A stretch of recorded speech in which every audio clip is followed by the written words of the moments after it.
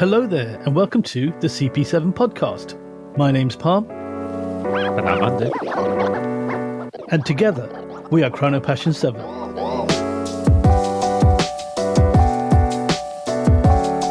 Hello, and welcome to episode 23. This is part 2 of our Watches and Wonders special. And what we're going to talk about first is a quick wristwatch check. Andy, what have you got on the wrist? So I'm breaking it up a little bit. I've been wearing the Rolex OP a lot recently, so I thought it was time for a change. So I'm rocking the Geneva, the fully skeletonized ETA movement inside it, and I am really, really enjoying it. What are you wearing, Pam? I am still wearing my Rolex Explorer 2 Polar Dial 216570, 42 millimeters, amazing white dial, GMT function.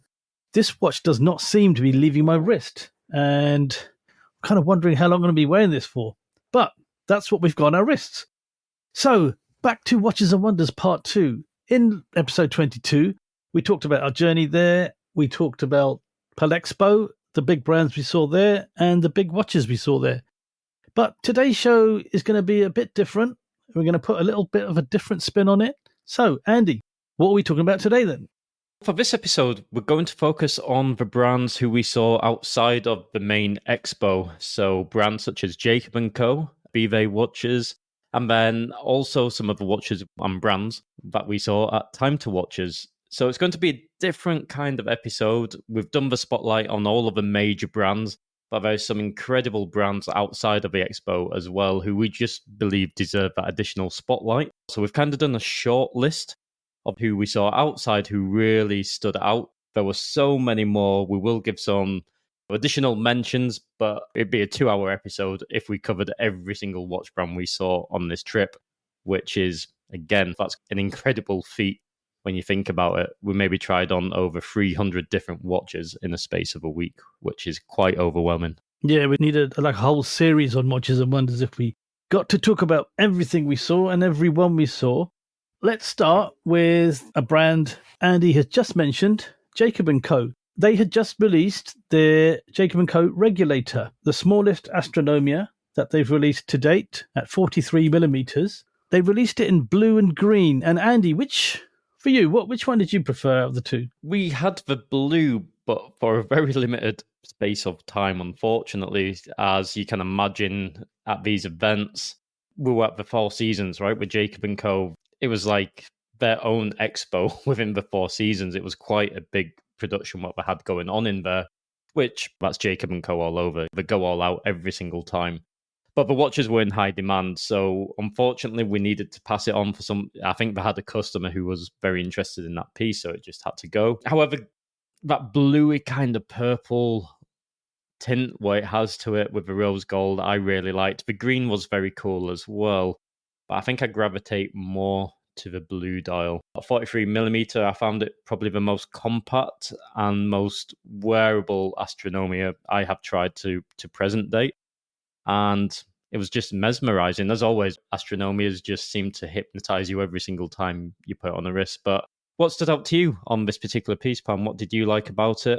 So there was also a deep red, which I forgot to mention, which I didn't actually get to see. But the blue, for the short time we got to see it, did seem like the better of the two. The green was nice, but there were some different tones to that blue, which I think made it stand out above the green, especially contrasting with that amazing rose gold case. It was a regulated complication, of course, being called a regulator. But when you say mesmerizing, I know exactly what you mean. The way the seconds disc was rotating anti-clockwise, and the movement with the hours and seconds dials was rotating clockwise with the double axis flying tourbillon as well. It just created what I best put as an experience on your wrist. It was, something astronomic, something science fiction. Not science fiction. Yeah, no pun. It's something that, you'd find in the stars. It's kind of amazing that it's all mechanical. All of this is handmade. We live in the age of modern technology and AI, yet good old traditional watchmaking, pushing the boundaries, with movements like this is nothing what compares to it. It's just incredible. It's just animation on your wrist. I'd never be bored wearing this watch because it's just so much going on. And somehow you've got to imagine how much power it takes to have that counterclockwise disc spinning and a double axis tourbillon, yet it still has 48 power reserve inside this piece at 43mm, which is, again, an amazing feat. And it just shows that where is the boundaries of watchmaking, because it's been around for hundreds of years, yet the bar just keeps going further and further. They just never seem to cease to stop innovating, which is, I think that's why we love this industry so much, right? It's just something so traditional, yet constantly pioneering and bringing amazing movements and pieces to us, which I love. It was absolutely stunning. 48-hour power reserve. Moving that disc around, like you say, it's a horological feat, let's say that. And Jacob & Co., they always look after you there. It's always a good time. Shout out to Estelle, who always makes sure that you're well looked after and get to see all the amazing watches on show. Moving on from one horological creative genius like Jacob to a legend in the world of horology. The next brand we saw was Biver Watches, owned by none other than Jean-Claude Biver. We got to see the watches with his son Pierre, and then there was also a little added surprise on top of the tourbillon minute repeaters we saw in black and white. So, Andy, do you want to dive into the watches first? Did we forget the watches for a minute? Or right, let's get into the watches a little bit, right? So, there's a cool story here, but it kind of links with the viewing of the watches as well. So, you're taking in these amazing minute repeaters, the tourbillons, and it's a very limited range. I think it's 10 of each. Don't quote me on this. I'm pulling from memory from a few weeks back now. However, they're very, very limited, extremely well made and crafted as you would expect. And again, they're aiming for that just uber luxury and high complication market. There was two editions of these pieces. So as I mentioned, two. There's Mother of Pearl, which is almost a white dial, you would say, but obviously it's pearl. And then there's an Obsidian Black as well. And both popped in different ways. We had Diamond Baguette markers, indices, and of course a Flying Tourbillon at 6 o'clock. Just incredible pieces. First impression was the guillichet in the center of the dial almost looked chiseled. And I didn't know it was, I'll be honest, I'm not going to, again, we never proclaimed to be experts. I thought it looked like it was like chiseled into the dial. And I know that is guillichet to a point, but it's not the typical guillichet we're used to seeing. So I was like, what is that? And then they said, no, it's just guillichet. But it's done to a completely different level and way of detailing to what you're used to seeing, very unique looking pieces. Yeah, so I agree with you. The guillichet is not as obvious. I mean, it's there. It's probably more obvious than most guillichet because of the larger spacing between the elements in it. The central part, the guillichet, almost looks like a hot air balloon in the middle of the dial, and the actual tourbillon at 6 o'clock looks like the basket that that carries the people in the hot air balloon. It again is visually very, and that with hot air balloons, it's almost got that old worldy Phileas Fogg, the romance of traveling vibe to it. More so on the Mother of Pearl dial. The obsidian as well, you can notice it. I'd say it's more obvious on the Mother of Pearl, the actual detailing and guillichet. And the obsidian had a really different texture. So Jean-Claude's son, Pierre, was going through the presentation with us, very expertly, as of course he should be. And then there was a dynamic shift in the room. I was oblivious to it at first. I saw Andy his face kind of changed. Do you want to let everyone know why? Yeah, so we were digging into these watches and I don't know how it worked. So you was looking down. I don't know which one you had. I think maybe you had the Obsidian one at that time and you was really studying the watch. And I just looked it up and there he is, the legend himself, JCB. I'm like, that's Jean-Claude Biver. He's right there in front of me. And I kind of just froze and was just looking. I'm trying to get your attention and you're just in this. And then you started talking to Pierre. about his father, and is like almost tapping you on the shoulder right behind you at that very moment, and you just turn around and you're kind of in shell shock, right? You're like, my God, he's here. I actually said, I saw, I nearly fell out of my chair first because I had my back to him, and he just literally walked into the room, and I was oblivious. And then I was just saying, so your father's input, I can't remember, it was something about his father and how he'd created the brand and his history in watchmaking and watchmaking industry. And he just sat down and he just went, yes. He just joined in the conversation. I was like, it was the most amazing, yet probably one of the most terrifying moments you could have. It was surreal. It was really surreal. And then we just had to go. Yeah. And then I spoke, I thought, right, I don't know what to say. And then I noticed he's wearing a Norcane. I go, you've got a Norcane on. And obviously he has a stake in the company, and which I did know, but at the time you just can't think. You're like, what do I say? What do I say? You're scrambling. And he just he goes, yes, it's a nice watch. And I was like, and I think the rest of it's a bit of a blank, but we got our photos and got to see everything. Yeah, we just went into pro mode, right? We just went into that mode. We're like, okay, this is it. You know, the worst bit for me though was he sat down. We kind of broke the ice a little bit, and he was just there, happy to see people just enjoying his new creations. But then you go, is it okay if I take these two watches somewhere, to the window where I can get better light? And then you and Pierre disappear, and then here I am on this huge oval table, with Jean-Claude Biver just looking at me straight opposite. I'm like, come on, Andy, don't mess this up. This is your opportunity. Anyway. It worked out well. Watch this space. There could be a very nice episode upcoming in the future. That's all I'll say. But it went very well. Working towards something, let's say. At least you didn't ask him if he was going to do a bioceramic version or something like that. So that was that was lucky. I don't know. Yeah. But that was so. Then the story doesn't end there. So he actually was good enough to see us out as well as we were leaving. He gave us a card, said goodbye very warmly, shook our hands very heartily. And I was just carried away by the aura of Jean-Claude Biver. So I'm just walking out. He goes, okay, yes, thank you. And then Andy says, Palm, you left your bag and I've left everything there. That's true. I forgot about that. I'm just leaving the room. And he's just looking at me. I go, I'm just a bit starstruck. I don't know if you've seen that before, but it was a slightly strange kind of look.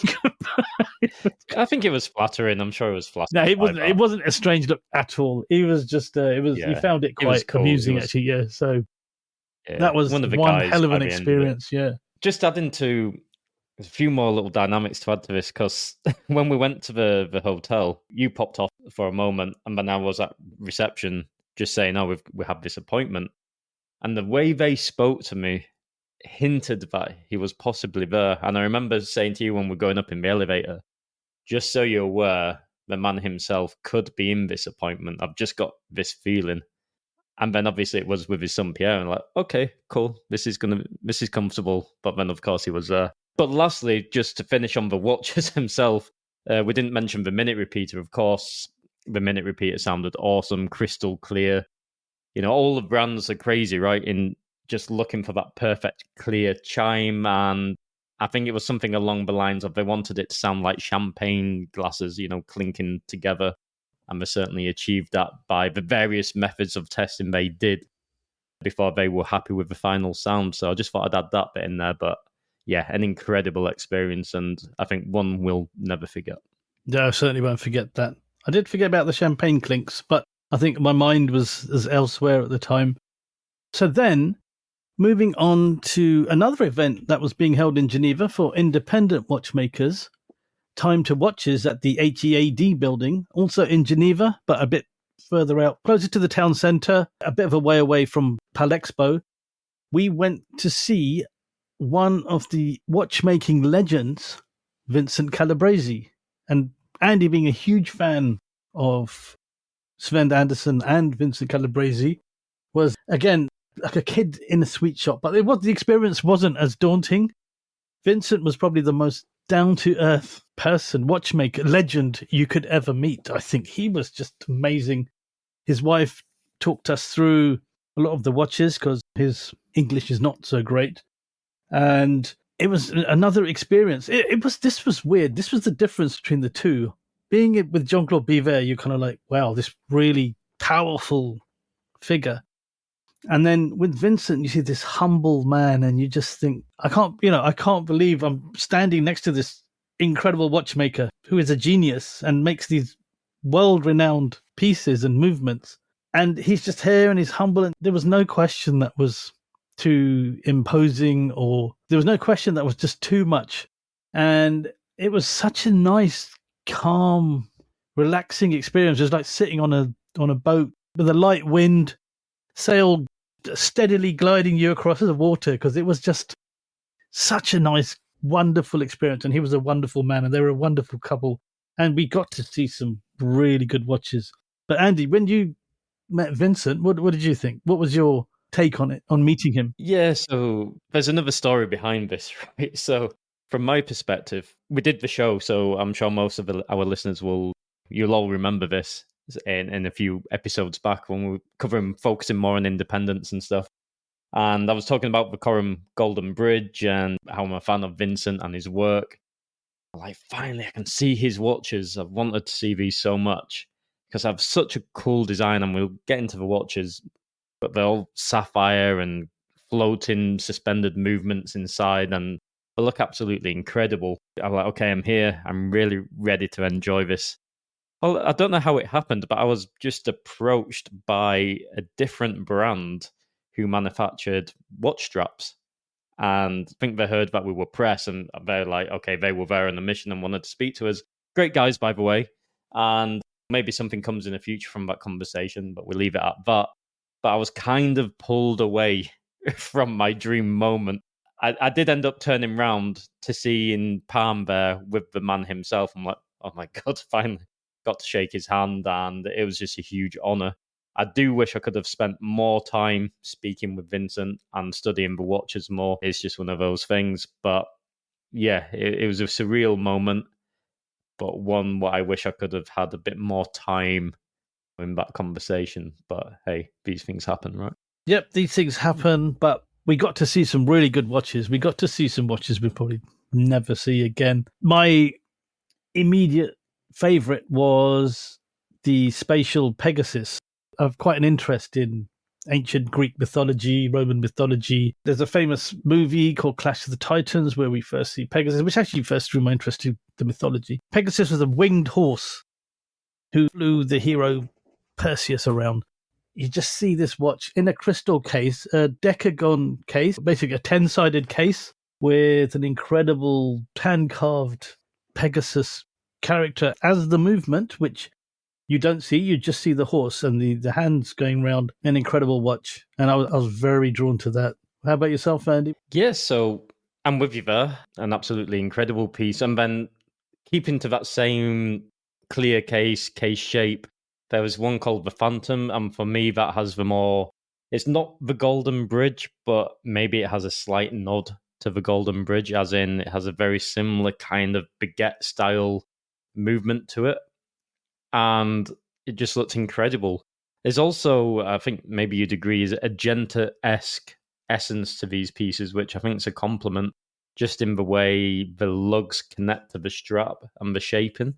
Yeah, the look absolutely brilliant. And the most surprising thing with these watches, not for every piece from Vincent's range, but many of these pieces with the suspended movements in the center and the sapphire crystal clear cases, you'd look at these and you'd think it's 8K, 10K, 20K, whatever. And they're actually around 2,000 to 3,000 euros, chef, like really affordable. So if you want a piece from an absolute legendary watchmaker, this is it. You can't get much better than this. They're absolutely fantastic. It's certainly a piece, the Phantom, what I would look into.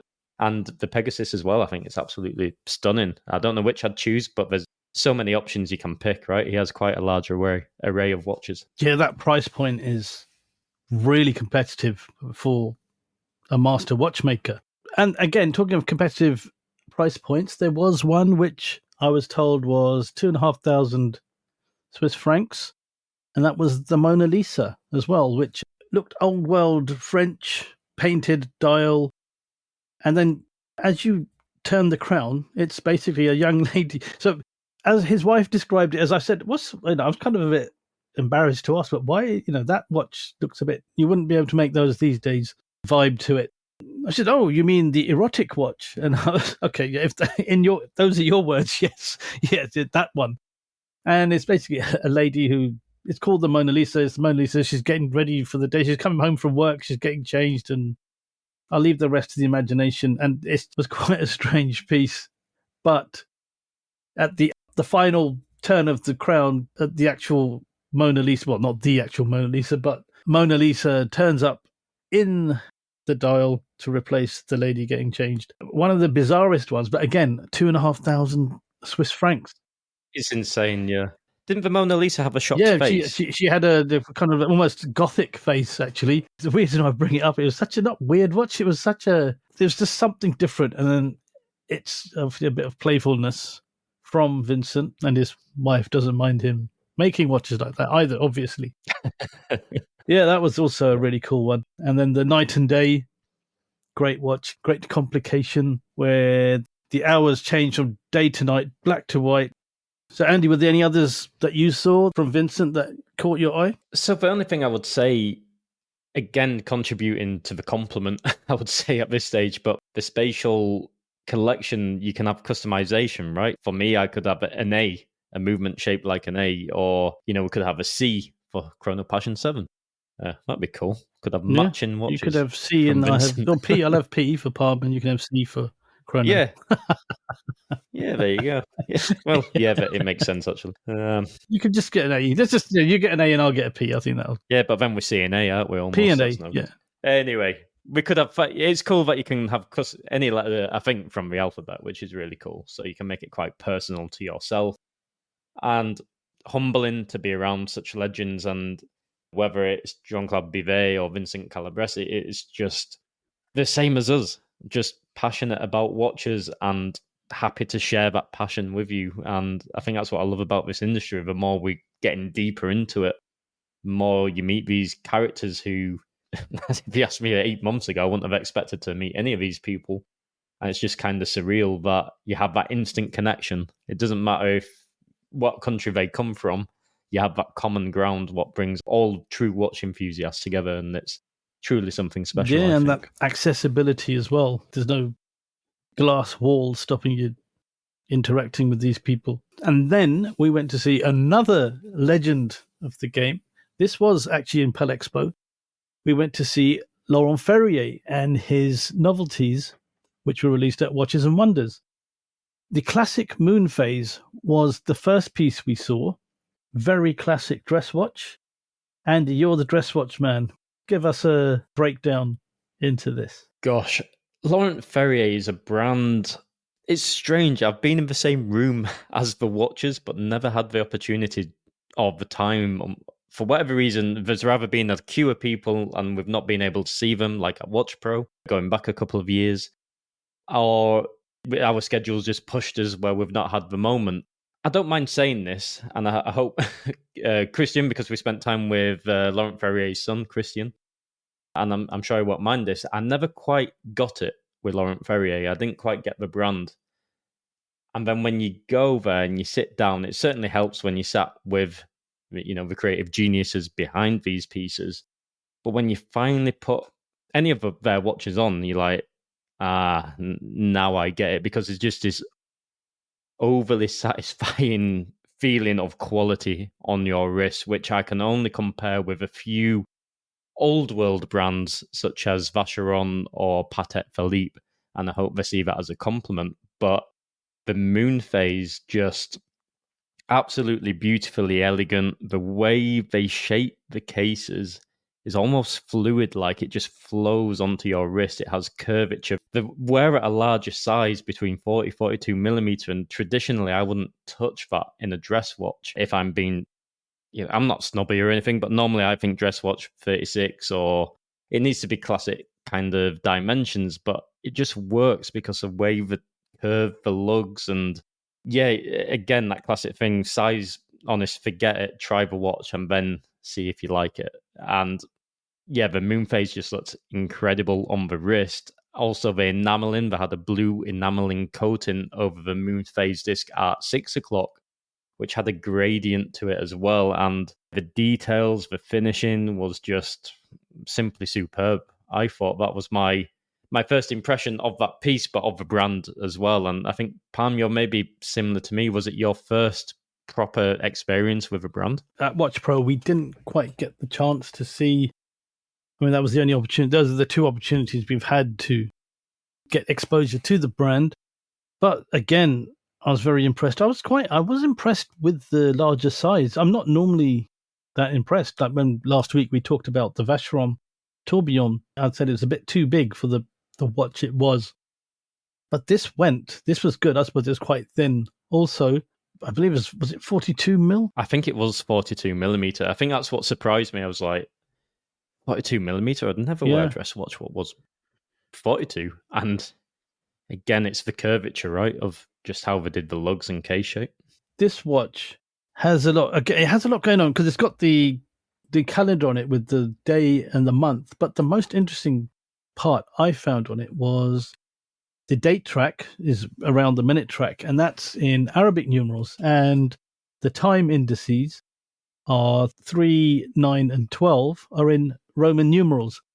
So that gave it a nice contrast, old world meets new world contrast, which I like. Modern meets retro. And I found that this hit that spot. And anything with a moon phase in this style, it hits that old world Art Deco-esque artistic charm. And I think it was a nice watch. This is high horology, remember? This is a high-end brand. This is not something you'll find in the high street. So it's exclusive. I believe you're looking at 55 to 65,000 Swiss francs, which for the brand, you're buying the quality, you're buying the heritage, which is what you would expect. I would be surprised if it was less than that because that's who they are. So it's Christian, as Andy said, who guided us through the novelties and his communications team as well, which is quite interesting because we like to talk about watches. We like to get really into the watches. We like to really pick out the inspiration of a watch. And I remember saying something about why this is, and then I actually thought, because I saw Christian, kind of his eyes started not darting around the room, but it was because he was thinking at the time, because you just think, am I saying something that's completely irrelevant? And then the lady in the communications team was, yes, I think that's, and then they just both started getting into it when we were both talking about the watches. And I thought, wow, this is so cool. They could have just sat back. Okay, it's another interview.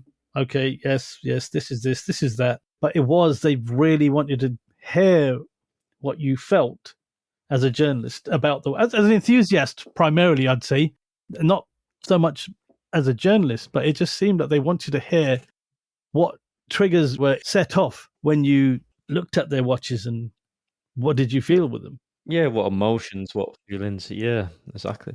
Is it a Chrono Passion 7 thing? Maybe I'm bigging us up a little bit, but we go to these interviews, which we set up with such incredible people and brands, and they're normally only like 20 minutes, half an hour. The one with Christian was like almost over an hour. And he was leaning in, the body language were completely open. And we kind of closed it. He would have stayed talking.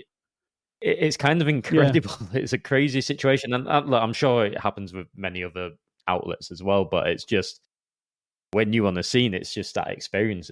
It's crazy, right? It is. It's just nice to get the reception that you get. Maybe everyone gets it, but I think people want to sit and talk to us, which is what I think you're insinuating there, right? I think we're doing something right. I hope we are. I think we are, and I hope we are. I'm proud of what we're doing. Yeah, Definitely. And then, guess who walks into the room? Mr. Laurent Ferrier himself. That's true. I got to say, the coolest guy on the whole trip was Laurent Ferrier. He turns up in all cream, white, and then he's got this really cool scarf, and he almost floats into the room. He's just so cool. I mean, we saw Christian Hagen, a popular watch journalist and author, and he's a very, very cool guy. But I just think Laurent Ferrier kind of eclipses him, and just the way he came in, he shook our hands. It was not just the fact that he shook our hands, but just the way he just glided into the room. He had an aura. Yeah, but not an intimidating one. But again, that level... Yeah. No. And it's that level of respect as well for... He saw we were there. He was going home. He was leaving for the day. He had a long drive, I think. He could have easily just left without acknowledging us. But again, it's just got to take your hat off to these brands that really make the effort at these events to connect with as many people as possible. It's quite it's quite incredible. Were there any other pieces which jumped out to you? You know, obviously we saw the main release, but within the Laurent Ferrier collection, was there any standouts for you? There was Galet Square, it was called, I believe, with a cushion case shaped. Time only, small seconds.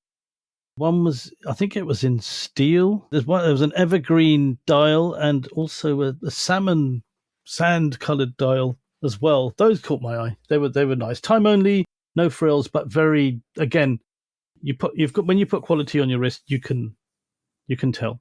You feel it straight away, right?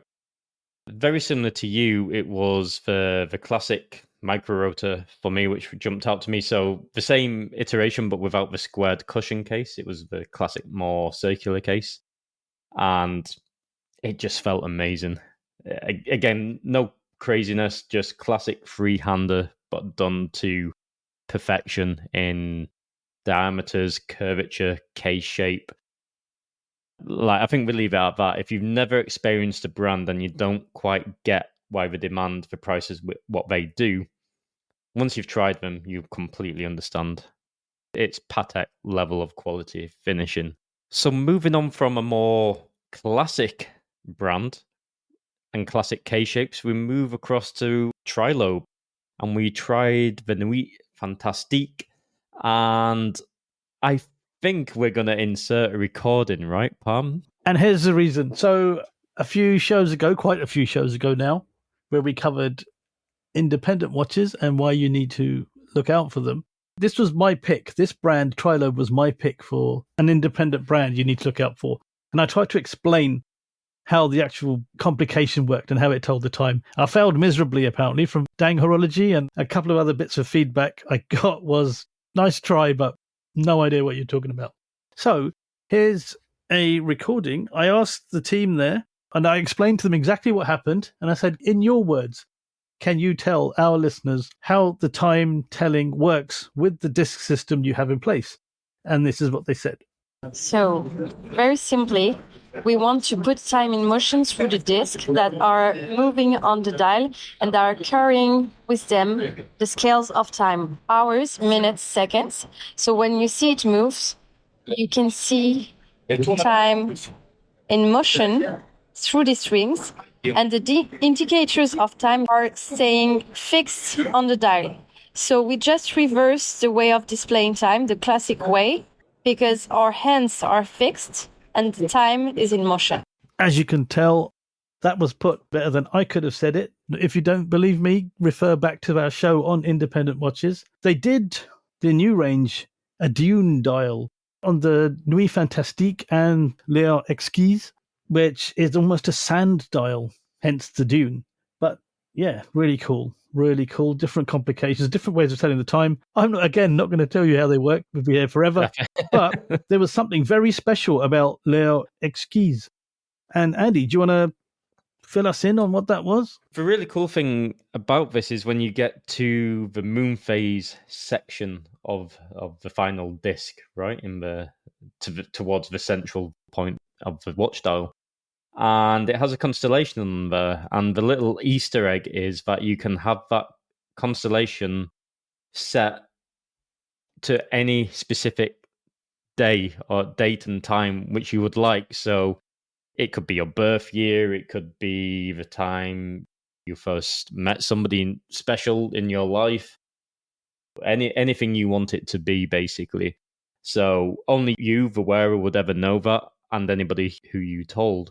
And I think that's what made it quite quite romantic in a sense. It's a really nice feature, and you would not have a clue that they did that unless they told you. And I think it's a nice little detail, going that extra mile to give a really nice piece of customization to that watch. Exquisite Hour as well, that piece is called. For us who struggle with French, maybe I'm speaking only to myself, but it was a cool piece, right? A really, really cool piece. And I like that secret little Easter egg, what they got in there. Yep, Exquisite Hour and Nuit Fantastique is Fantastic Night.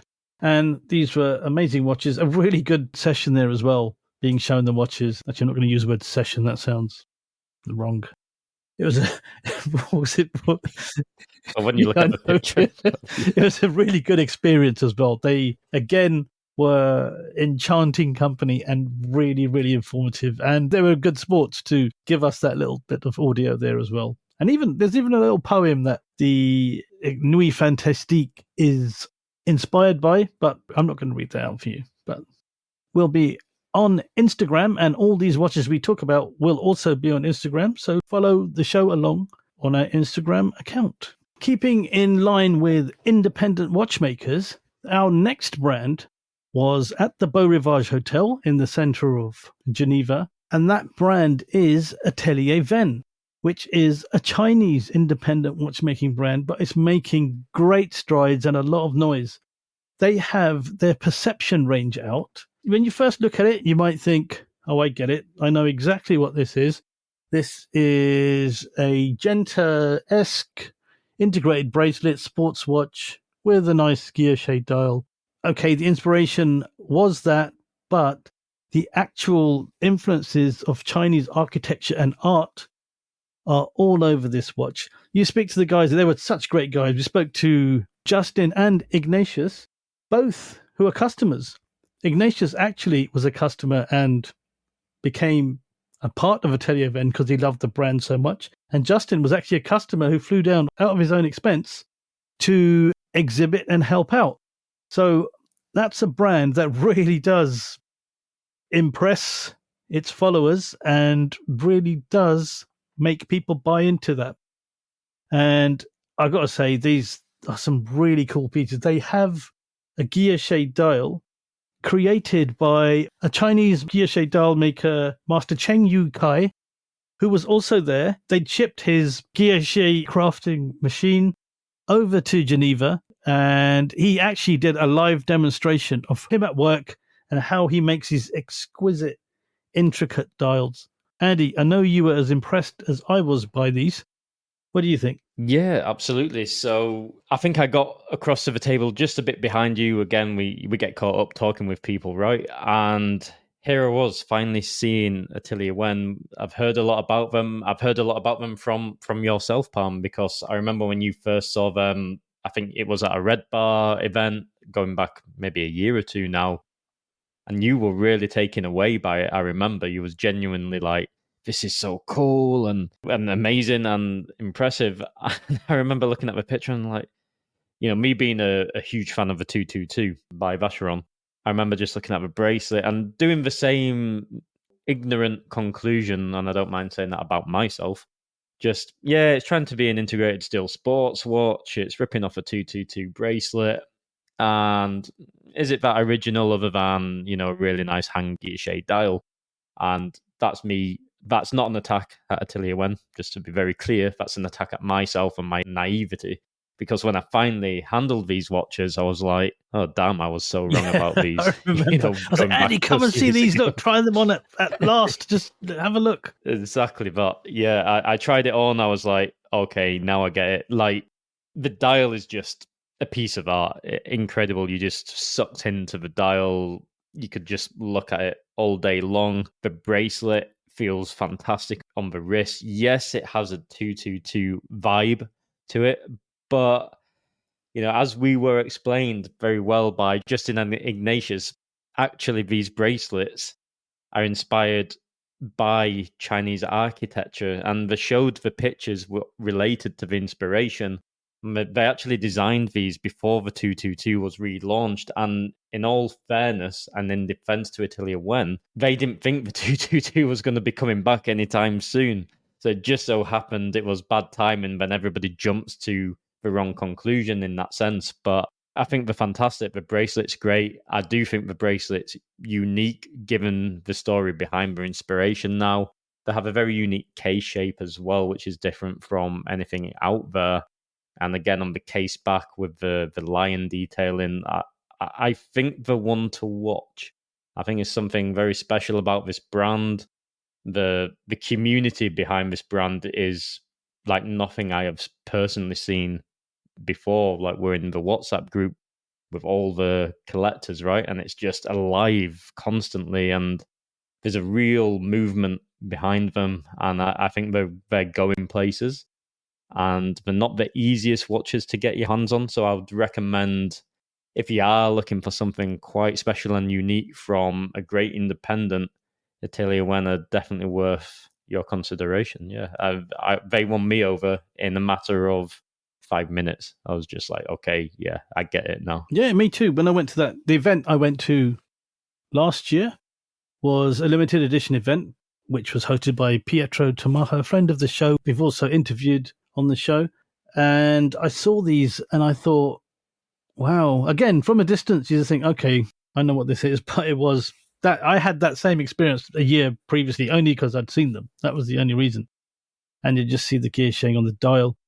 My favorite was the Piao, let's call it sky blue gear shade dial. And I think you like the Jia, the salmon. Were you the salmon or the blue? Is it salmon or is it copper? I Copper, don't know. yeah, It's copper. For me, I think it's a copper dial, but it has a salmon tonality to it.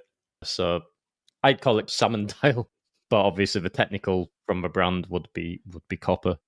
Yeah, I loved that. I just instantly connected with it, and a piece what I'd seriously consider. I really like the brand. I like what they're doing, and they're so, again, like all of the brands, extremely welcoming and just give endless amounts of time to you to explain the story and the journey of the company. Yeah, and the one to watch out for that they're releasing this year is a tantalum version, and my God, that's a heavy watch. You'd think it's platinum. When you first get it in your hand will drop to the ground because it's a really heavy watch, but a really cool watch. And they also had a collaboration with Revolution magazine as well. We got to meet Waco's right-hand man, Constant, as well. Really cool guy who obviously had a really great interest in the brand, as they had done a Revolution piece as well. I think they've done a couple of Revolution pieces. So again, as Andy said, one to watch. Definitely so impressed with this brand. And going back to time to watches, we also saw British brand, so we're dotting all over the globe now. Fears, based in Bristol, England. Fears is a brand I've known of for a long time, and I got to have hands-on with their watches at the British Watchmakers show recently, a few months back. At that show, I got to try on their newly released Redcliffe 39.5 in the cherry red and the mallard green. Wonderful name. I love that name. And Andy, you hadn't seen them before, and I was quite keen for you to get them on your wrist as well and to see what you thought of them.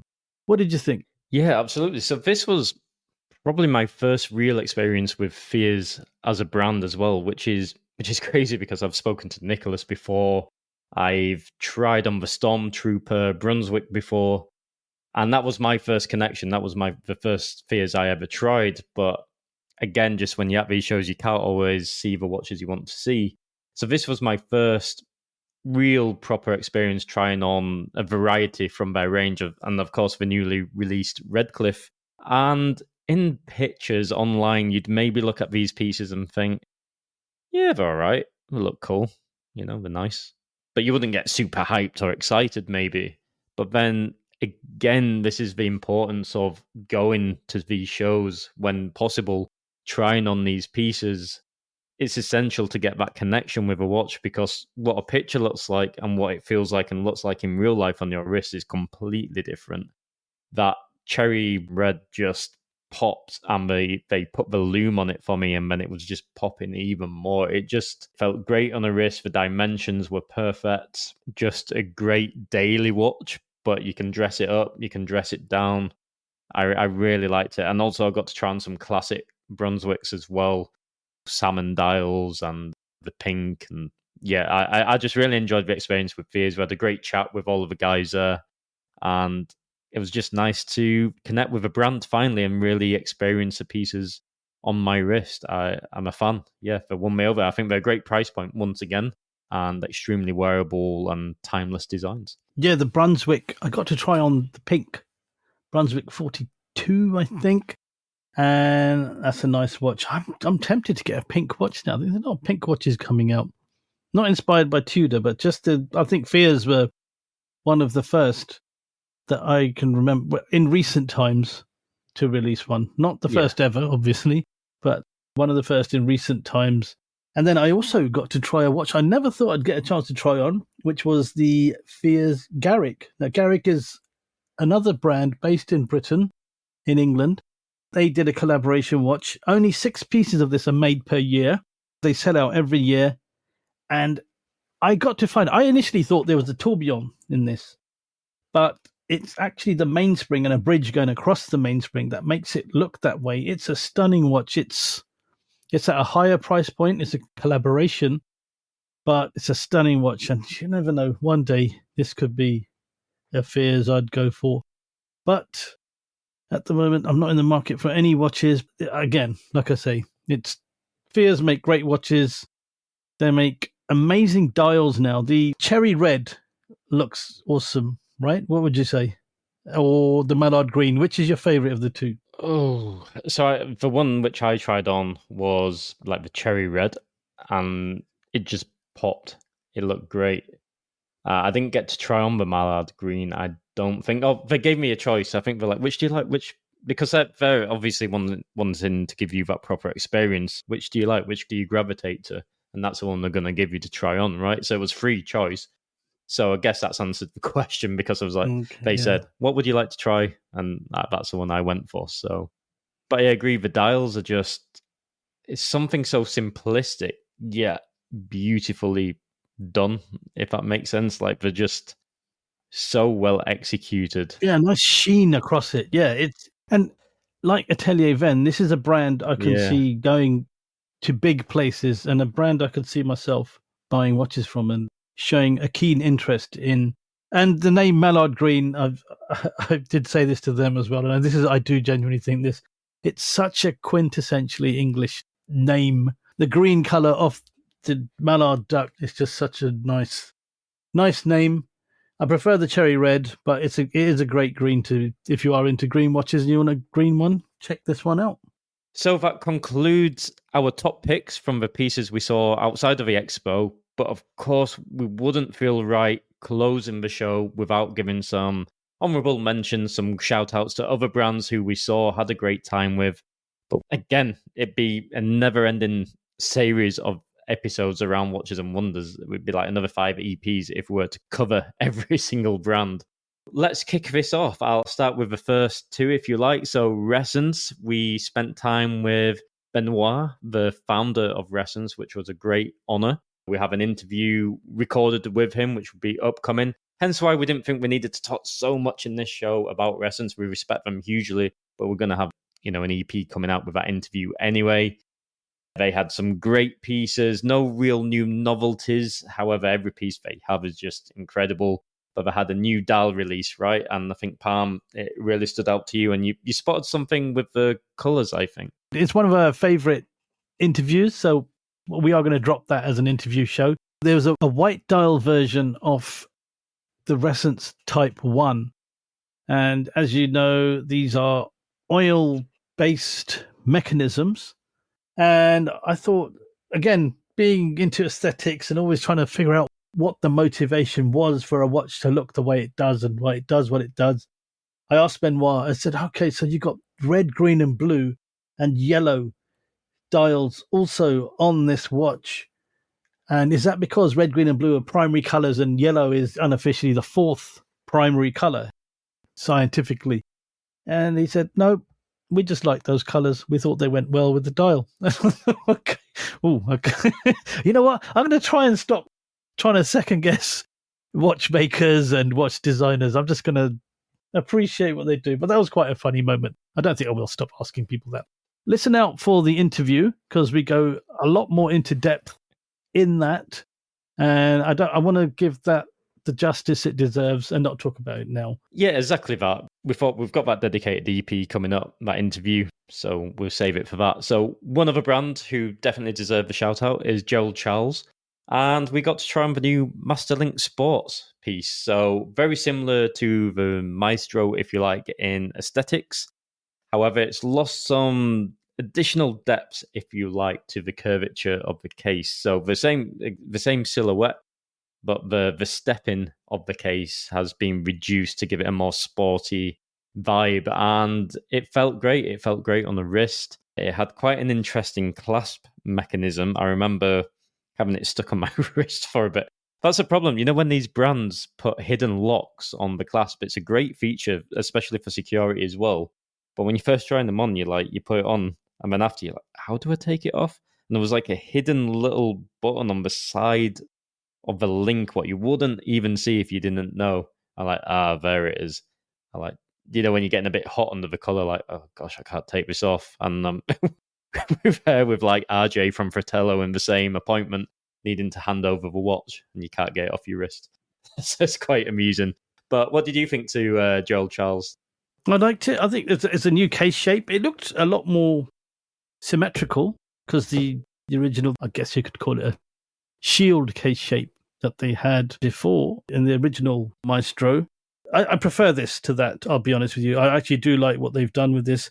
Rounder, yet still square enough, and a nice smiley face at the bottom. They said they'd removed one of the chins from it to give it that look. The silver dial was nice. The blue dial I preferred more, which I think was a nicer watch. I mean, if you look at the back of it, the rotor on it, I think it was rose gold, the micro rotor. It looked rose gold.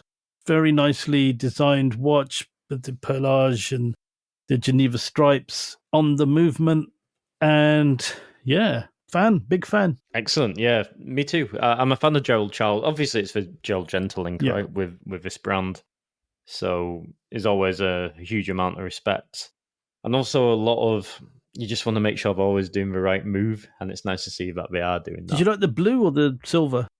So at the time, I think we explained it a little bit when you're in these press appointments, it's not always private. Most of the time you're with other journalists who are the same language as you, so it can be quite the variety. And I try to get a sneaky shot in, so every now and then, rather than just taking a wrist shot, I'd be like, Pam, can you just get one next to my jacket and my pocket square? It'll look a bit cooler.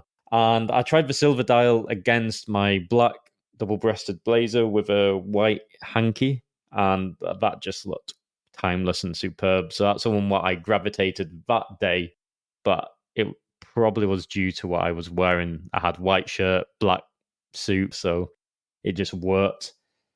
But with a different outfit, then I could gravitate to the different dial, the blue dial. But both looked great. I don't think you'd make a wrong choice. It just depends what kind of colours you wear in your day-to-day, which you would go for, I'd say. So then moving on to something completely different was an independent brand with a very quirky style called Hortlands. So they released at Watches and Wonders the Retrovision 47. And the unique thing about this is they are traditionally used to making television-shaped watches. They've got a funky, quirky vibe to them where the television-shaped watch is their thing. And they kind of turned that on its head this year by releasing the Retrovision 47, which is a marbled green and white radio. So the old 40s, 50s radio style shape in this incredible marble green. And it's got a red strap. The crown is at 6 o'clock. Well, let's say where traditionally 6 o'clock should be. But as it's this radio shape, the grille is concealing the tourbillon, not completely concealing, but covering the tourbillon. And the time is where 3 o'clock would traditionally be. And it's almost mimicking the frequency dial that you would tune into your favorite radio station. It was just so out there, so left of field. And talking to the guys there as well, the plans they have, the things they've got planned to do would just blow your mind. We can't actually say because that's all under embargo.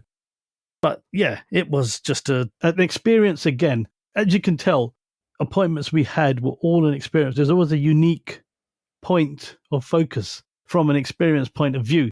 And it was just incredible. Really cool, guys. Really good brand. Maybe not everyone's cup of tea, I'll be honest. Maybe not my cup of tea, but I would never knock a brand that's trying to do something different. And Hortlands are definitely doing that. Yeah, totally. Very funky. The radio watch, even for me, and I, you know me, I'll wear anything quite funky down to robots on my wrist. I probably would rock it as a guilty pleasure.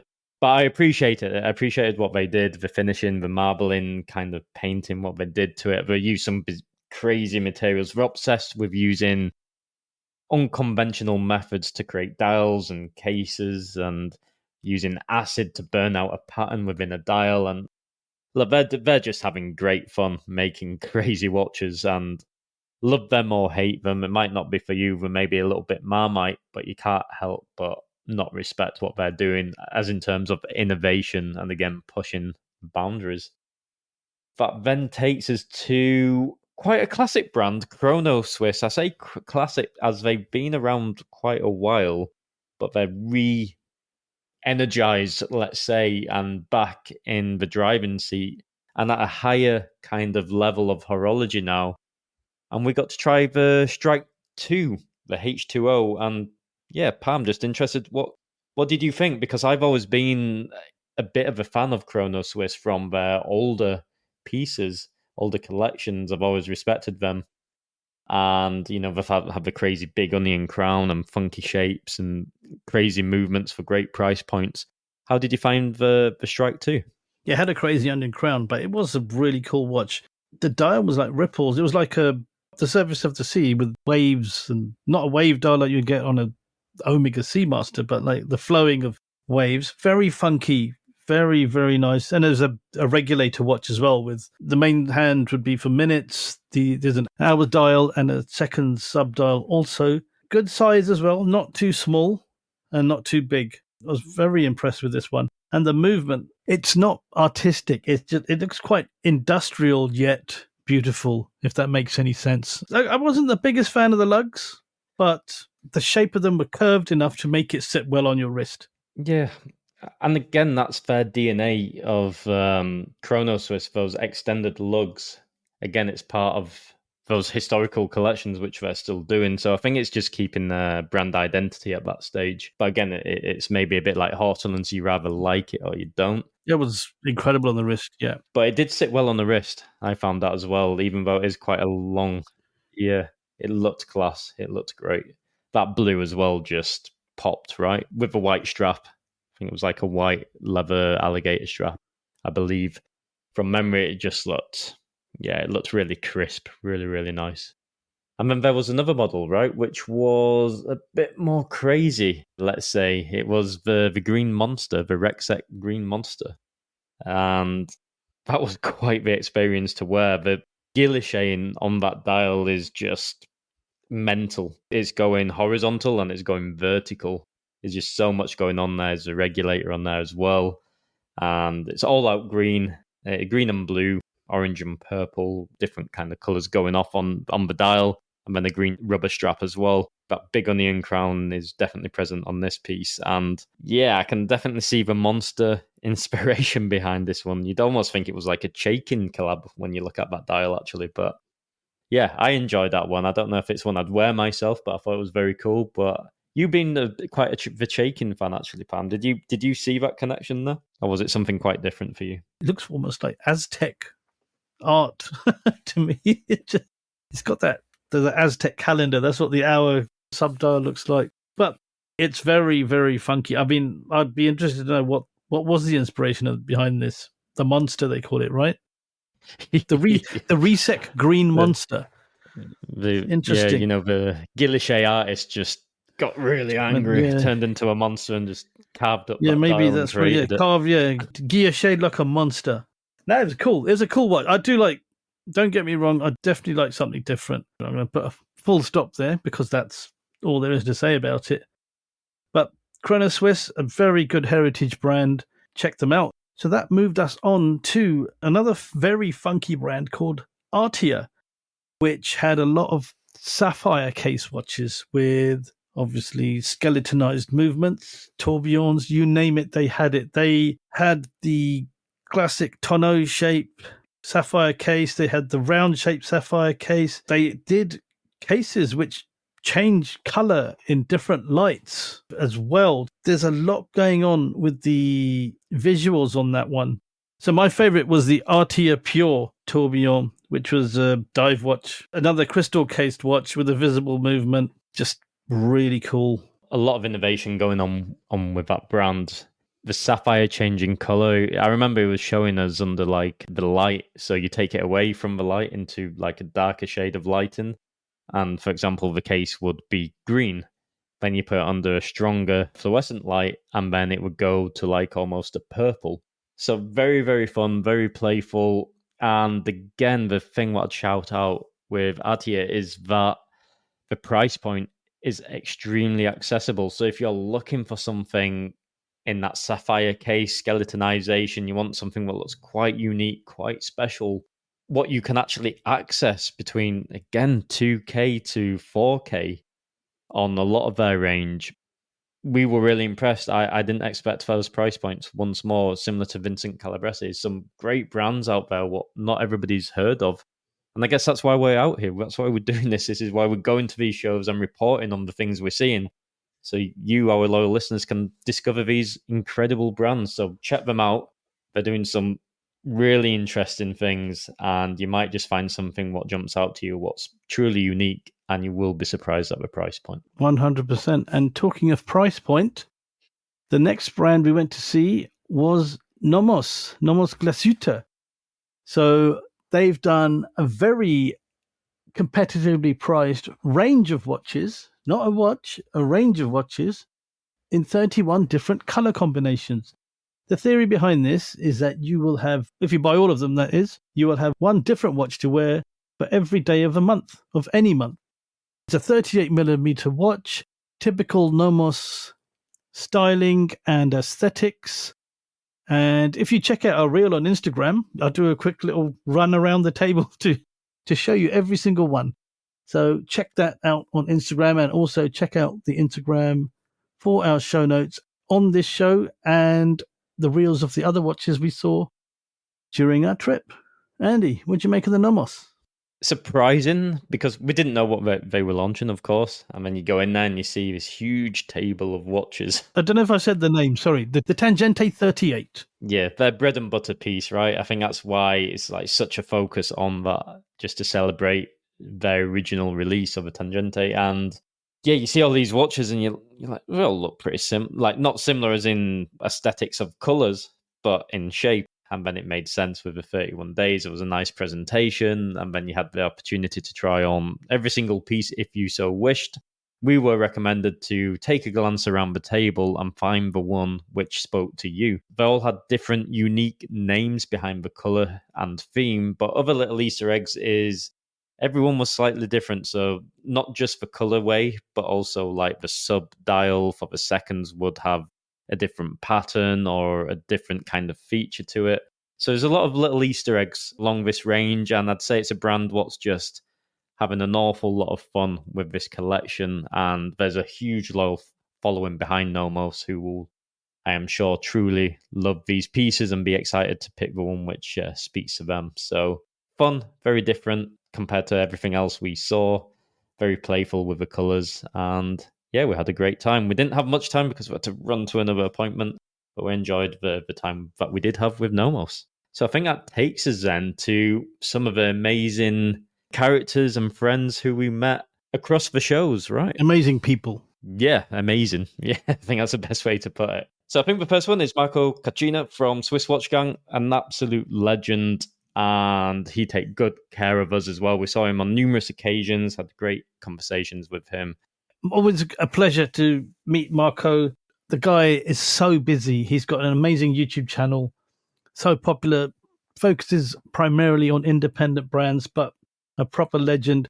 He had so much time to sit, well, not to sit, but to walk and talk with us because he was always going from appointment to appointment. He's a guy that really is going somewhere in the industry as a YouTuber. He's not negative. He's 100% positive. He loves watches and a great guy to know and a great guy to have in your circle of friends, in your circle of watch friends. And the next person we're going to talk about is a friend of the show and has been on the show, and that was Sophie from Sophie's Watch World. We got to see her at the Beau Rivage Hotel the same day we saw Atelier Wen. She was a great laugh. She's exactly how she was in the interview. A really cool person. We got to meet her husband as well, El Grincho, who somehow I have become his number one fan because I think his name is so cool on Instagram. And hopefully we'll have her back on the show. Andy, I know we had such a good laugh that day, didn't we? Yeah, it was brilliant. We was at the party, right? At the Beau Rivage. There was a little party going on there, which was great. Again, I was speaking with Sophie and El Grincho for quite some time. I think that's the time when you went over to Atelier Wen. Yeah. And I was speaking with Sophie, was really tired, so she was sat down for a bit. Then I was speaking with El Grincho, and he's like, Atelier Wen, come and see. So I was actually looking at Atelier Wen with El Grincho, which was cool. Great guy. Really great guy. I don't know why he's got that name because he seems far he from doesn't miserable. seem like a Grinch to me. Yeah, he seems a great guy, great couple. I say that. They're Great, really real sweet, fun. really Yeah. humble. Yeah. Yes, A pleasure fun to meet couple, them. really cool. Yeah, again, another one to be glad to have in your circle. And also a big shout out to Constant from Revolution magazine. As I was saying earlier on, Waco's number 2, and he was such a cool guy, energetic, fun, really friendly. No airs and graces, no ego or arrogance about him. Not that there is about many people, but the position the guy is in and just how friendly he is just really good to see. Awesome. I managed to steal his Submariner off his wrist as well, his vintage sub. So that's always good. Yeah, nearly cut the blood supply off my. It was so tight. I nearly passed out. A great piece. Yeah, a really nice piece. But yeah, it's nice. Again, it's that common denominator, right? That connection we have as watch people, I think. Yeah. Then, yeah, some other legends who we saw was 3 legends actually who we saw at the same time in the same room as us, right? So RJ, Timo, and Barbara Palumbo as well, all in the same room at Gerald Charles. So we got to connect with them and speak with them briefly as well, which is great. First time meeting Barbara and Timo, but RJ, we know him relatively well. We've met him many times, and again, a great guy to have in our circle, if you like. Yep, always good to see RJ, and good to see he got his White Dial Speedmaster as well. He managed to pick one up out there, so congratulations, RJ, on that one. Great to meet Timo. I've never met Timo before, but he's really cool. Very nice guy. And meeting Barbara, what's on her wrist on Instagram, journalist, again, very established in the community. Another one that we really enjoyed talking to and had a great chat with. And then going back to Instagram, we briefly saw Alex from Alex Watch, a very big popular Instagram account. Check it out. Check out all these Instagram accounts we're talking about because they all deserve a look at. We wouldn't shout them out otherwise. But yeah, Alex, saw him for about 20 seconds. Got a message for him afterwards as well saying, God, sorry guys, it was just so busy. We were like, we totally understand. As we said in the last show, it's actually impossible to stop someone, talk, chat. It just isn't possible. We saw Ricky and Dave from Scottish Watches again in the same way because it was just everyone was just so busy. Yeah, shout out to them as well. So to finish, we met with 2 smaller brands, let's say, but great brands. Alto Watches, we met Thibaut, and from Hedged, we met Emmerich, and we had a great time with them as they talked us through their new novelties. And for Thibaut, with Alto Watches, it's brand new. They've just released recently, and we got to see his new piece, his first edition, his first watch before the big launch. So great time with them. And then there's one extremely important mention, and that is Martin Green, our good friend and resident gentleman of Chrono Passion 7. So excellent. We had a great dinner with him, a great meal. We had a quick drink with him. You could say that, right? But it was great fun. It was a great fun. Martin, if you're listening, you'll know that. It was fantastic to have that quality time with Martin and all of these excellent people. And it was just an amazing experience from start to finish, from brands to people to networking to the watches themselves. It was just a dream. Living the dream, I'd say. Living the dream, a great experience, great people. That's the one thing. Great watches, of course, but great people. And that's what we're all about, is people and watches. It was a wonderful experience. And funny stories. Any funny? Oh, yeah. Going home. We haven't talked about going back here. We talked about our strange experience on the train on the way in to Geneva. Leaving Geneva, as we've highlighted many times, you are walking around all day long and then wearing smart shoes for 4 days in a row, doing that much running around. You really need those shoes broken in properly. Otherwise, you're going to be in a world of pain. And by the end of the event, my feet were literally killing me. I was in agony walking around. So right at the end, we're just about to leave for the shuttle bus to the airport. And I'm thinking, I can't do this. I was like, Andy, look, you got to wait. So we're actually to collect our luggage because we checked out the hotel and took our luggage to Palexpo.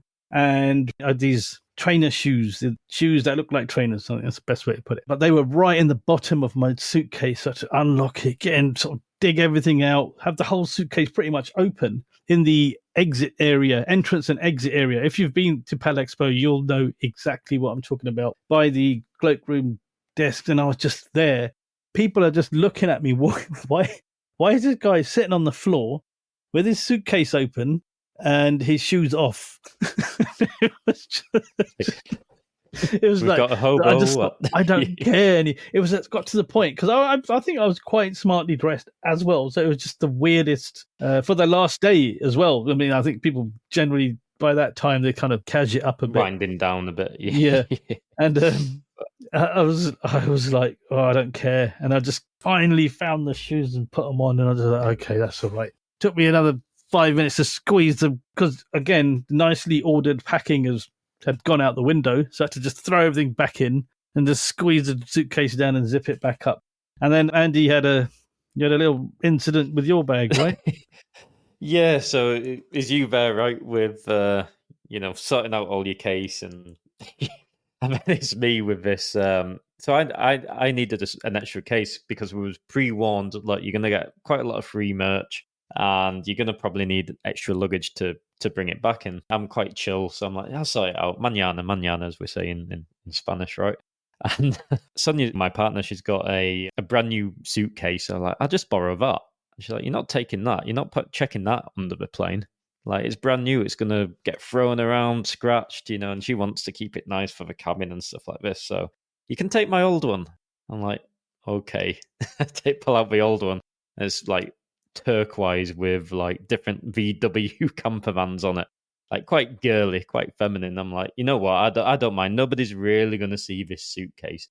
Oh, but the handle's broken. Don't worry, we put a bit of duct tape over it. It didn't look too bad. I'm just wheeling it. And then all of a sudden, the whole handle basically comes off. And you're around all these really smartly dressed people, including ourselves, to be fair, we were smartly dressed, but with premium luggage, walking around with the Hermes bags, and there's me there with a bright, colourful suitcase hanging on by a thread with a bit of duct tape, all looking at me like, oh my God, what's this guy? So, yeah, it was quite the exit, quite amusing. The handle broke, didn't it? As you were walking that's what I'm out. saying. Yeah, we're hanging on by a thread. The whole handle just disintegrated. As I said, we did some duct tape to hold it on, and you couldn't really tell. I thought, hey, it'll do the job. Nobody's going to see it, right? And then it just disintegrated, and it all fell apart on the last day. Yanked it off. And when you said it didn't matter, no one noticed, I think they did. Oh, they did notice. Yeah, I know for next time. Yeah. When we see people, socialising, we're like, hang on, you're the guy with a camper van case with a broken handle. And you're the homeless guy that was trying to stay at with no shoes, trying to stay at Palexpo for the night. But yes, that was us. So that's it. The end of Watches and Wonders 2024 from a Chrono Passion 7 point of view. It's been an absolute pleasure as always. For all our listeners, please tune in to the IG, the Instagram, check out all the reels. There's a lot of reels correlating with a lot of the pieces we spoke about. We'll put all the show notes up and additional information in there as always, so you can listen and flick through the images as it goes through in order with the show. And just thank you for your continued support. We really hope you've enjoyed this journey with us. We like to think we've taken you on the journey by sharing the story. And we're doing this to genuinely share our passion and these experiences with you all. So We really hope you connect with that, and we look forward to sharing much more amazing watch content with you in the upcoming episodes. So the editor, as always, be happy. That is hasta luego from me in Barcelona. Until next time, it has been a pleasure. It has been a pleasure. Thank you all so much for listening. As Andy said, check out the Instagram. And from London, it's Toodle Pip and laters. And we will see you, and you'll hear us in the next one.